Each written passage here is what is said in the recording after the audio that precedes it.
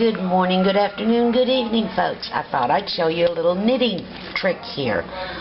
You know how your needles will be all kinky and curly?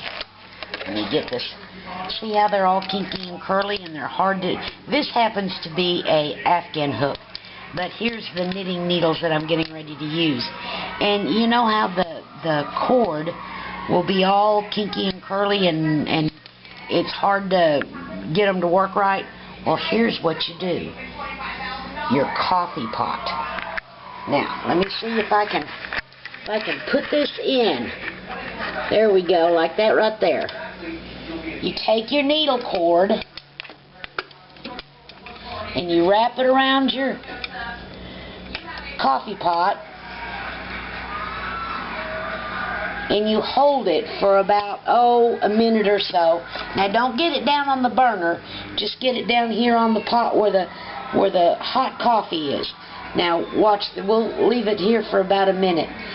This works for all your knitting needles that have the plastic cord. You know, I know all those big fancy name needles, Hayas and all them, they're great, but I have a lot of boy needles and a lot of other older vintage needles that have the plain old plastic cord. And here's a way to straighten it out. So it's been on there about a minute, so let's check it. This happens to be a boy Afghan hook here. And here you go. See how much straighter that is?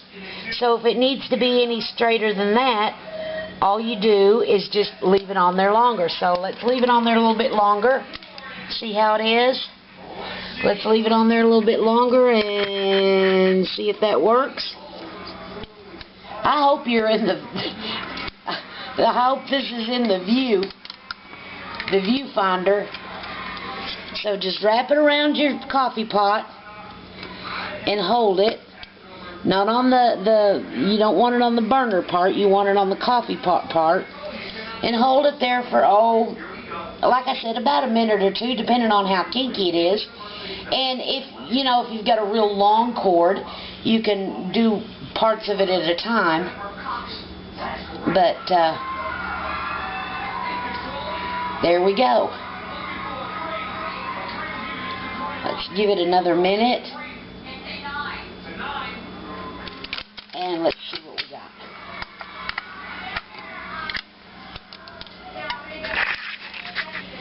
There you go. Look at there. Look how much straighter it is. So, that's my little knitting tip for the day. Thanks for watching. Bye, guys.